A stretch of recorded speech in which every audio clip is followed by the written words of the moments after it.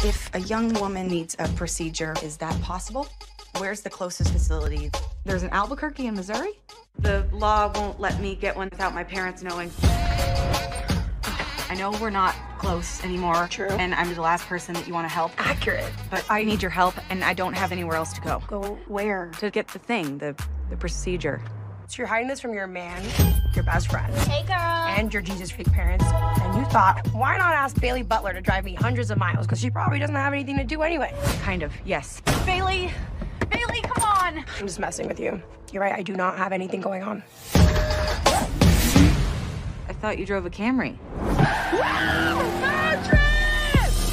Berisi tentang road trip remaja. Yang mana bagi saya ini udah jarang nih nonton road trip remaja. Kalau dalam film-film tahun 90-an atau 2000-an itu cukup ada dan cukup menghibur.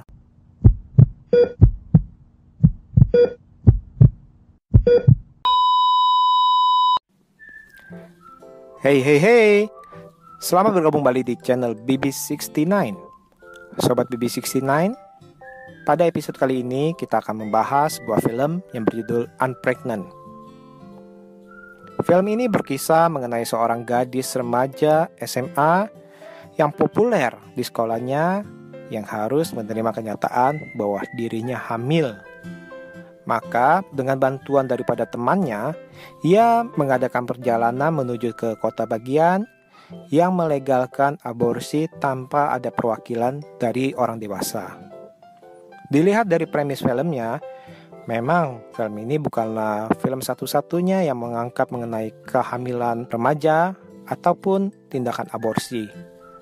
Namun film ini menurut saya cukup menarik untuk diikuti. Apalagi juga bisa dibilang termasuk film golongan road trip.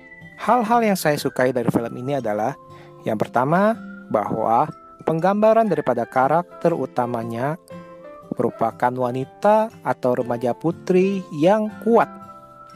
Kenapa?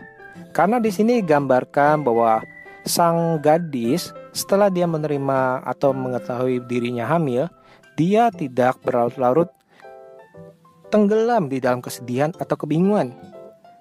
Memang di awal dia syok ataupun sedih ataupun bingung. Namun dengan cepat dan sigap ia mengambil ataupun membuat rencana-rencana yang pasti untuk melakukan yang dia sudah putuskan. Dia bukanlah tipe orang yang menye-menye ataupun terlalu bergantung pada sang kekasih. Itulah yang saya suka daripada karakter film ini. Hal kedua yang saya suka adalah film ini berisi tentang road trip remaja. Yang mana bagi saya ini udah jarang nih nonton road trip remaja. Kalau dalam film-film tahun 90-an atau 2000-an itu cukup ada dan cukup menghibur. Jadi film ini dihiasi oleh perjalanan daripada sang tokoh utama dan sahabatnya dengan kegilaan-kegilaan yang mereka alami dan tanpa disangka-sangka. Namun film ini bukanlah film yang sempurna karena ada beberapa kekurangan yang saya rasakan atau mengganjal di hati. Hal yang paling utama adalah karakter pria atau pacar daripada sang tokoh utama ini dibuat menurut saya sih tidak baik ya.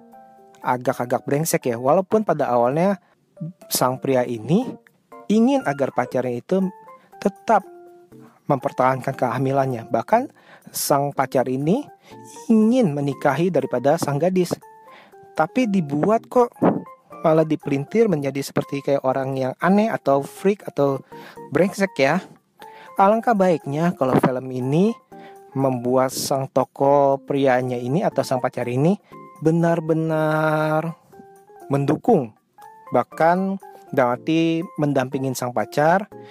Di satu sisi misalkan sang gadis ingin mengakhiri kehamilannya, namun sang lelaki ini ingin mempertahankannya, tapi tetap berjalan nih, tetap mendukung apapun sang gadis yang pikirkan, sampai nanti akhirnya itu sampai di klinik aborsi tersebut, dan itu puncaknya kalau itu menurut saya. Sedangkan kalau ini sepertinya ini seolah-olah ini kenapa ya kok dianggap seperti brengsek sekali nih sang pacar atau sang lelaki yang ingin mempertahankan kehamilan daripada sang gadis ini malah dilukiskan seperti ini. Yang berikutnya adalah masih berhubungan dengan yang pertama.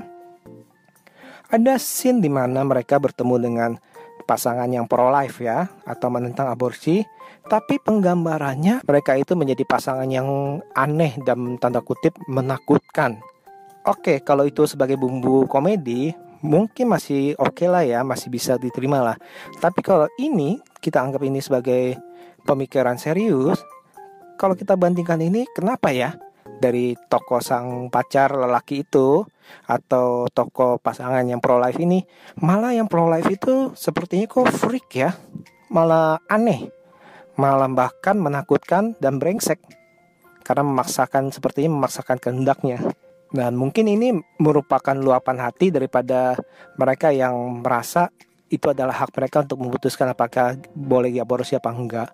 Tapi menurut saya sih agak disayangkan karena ini kayaknya timpang sebelah ya. Tapi overall nih, film ini memang bisa dinikmati untuk sebagai film hiburan aja. Yang saya sangat sayangkan adalah seharusnya nih film ini bisa menjadi film yang lebih berkualitas lagi, di mana kita menontonnya tanpa berpikir, namun setelah menontonnya malah membuat kita berpikir nih, apakah sebaiknya kita aborsi atau sebaiknya kita pro-life. Dan itu sebenarnya kan bisa disampaikan tanpa berkhotbah atau tanpa menjelek-jelekan satu yang sama yang lain. Oke deh, saya rasa sekian dulu nih untuk episode kali ini. Jangan lupa dengarkan episode-episode lainnya. See you.